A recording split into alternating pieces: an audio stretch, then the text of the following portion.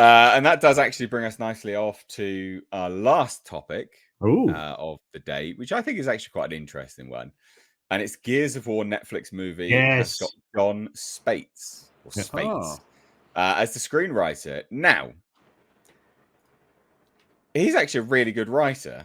Yeah. He is actually a good writer. Now, a lot of people, there's an interesting, loads of scripts float around the internet all the time. And one of the ones, which is a big one, was Prometheus. And he actually wrote one of the earliest drafts for Prometheus.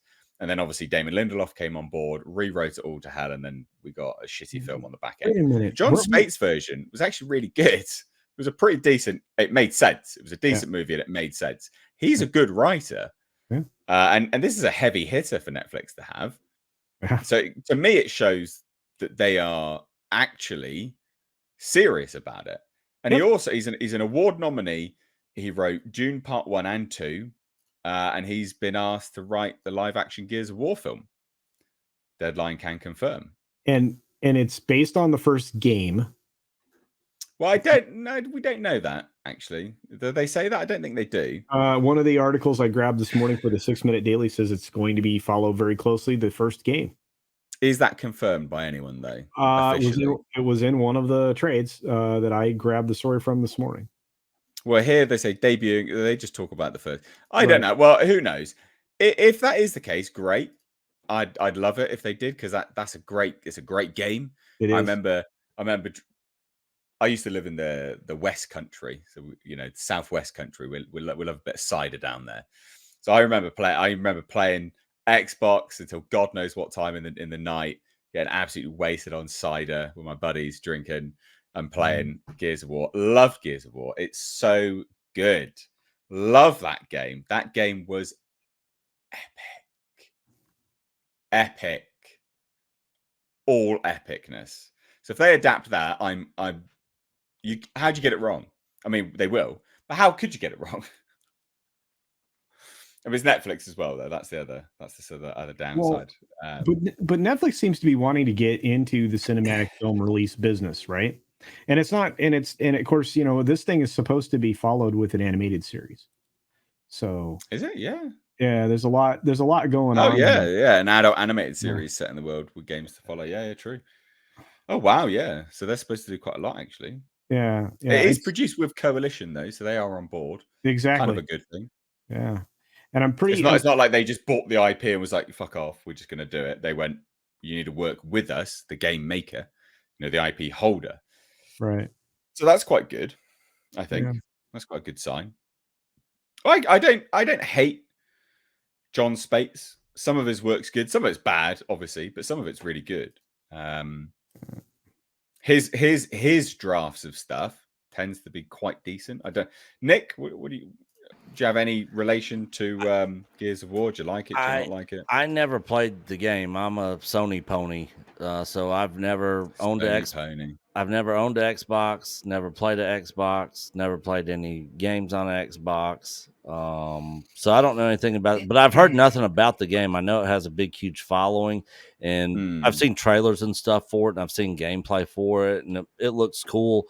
I mean, if this writer's as good as he's supposed to be, then it could be an interesting show. And I would watch the show especially if it got good reviews and that sort of thing, even though I don't really know anything about the game. I think you'll really like Marcus and the Fire Team Delta. I think you'll like him, Nick. I think you'll enjoy it.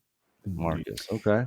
Yeah. Well, so interestingly, he originally wrote Prometheus, and then it was rewritten famously by Damon Lindelof, butchered. But he wrote Doctor Strange. Yes.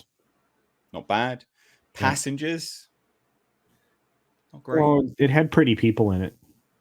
Yeah, not great, but whatever. And then these other things, I'm not 100% certain what they are, but then loads of people reference The Mummy. He just did the screen story. He would have just done the script treatment by the sounds of it, just an outline. And then it was handed off over to other people. But Dune, he did the whole screenplay for Dune Part 1 and Part 2. And that, I like Dune Part 1. Dune Part 1 was it's not a complete story, but that's because it's actually not a complete story. It's like watching Fellowship of the Ring for the first time.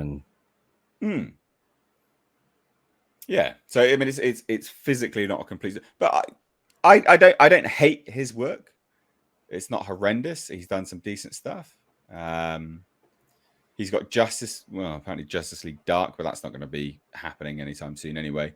Van Helsing, I don't think that's happening either. And then Dune Part 2, but we know that that's in post-production anyway. I think this is quite good. It could be. It's at least a sign that they're taking it seriously, I guess. I mean, that's the main thing, is that they're taking it seriously. Yeah, you went out and got a real writer for, and again, I really do believe that this is Netflix. Netflix is going to be a cinematic studio. They don't know how to go about getting there, but they've been doing it. And I mean, we've seen some of their stuff in cinema. I believe they are going that direction. I mean, and I don't just believe it. I mean, it looks like that's their plan. And I feel like you're going to see things like, the Onion stuff from, the round-headed guy, Ruin Roundhead, the dude that ruined Star Wars. You're gonna see his next project spend more time in cinemas, in theaters, than it did this last time around, right? So you're gonna start seeing that more and more frequently. Day and date releases with Netflix, where they drop that thing in the cinema. You're gonna see that more and more frequently, and eventually, I believe you may see things that go to the cinema for a regular release window, and then back to Netflix. And let me put it this last final idea in everybody's minds. They're already using union talent.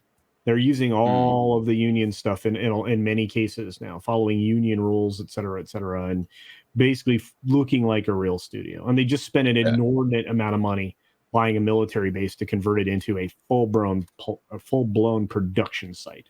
So, oh really? I did not know this. That's huge then, because that's a massive, major investment for them. That's a ridiculous investment for them.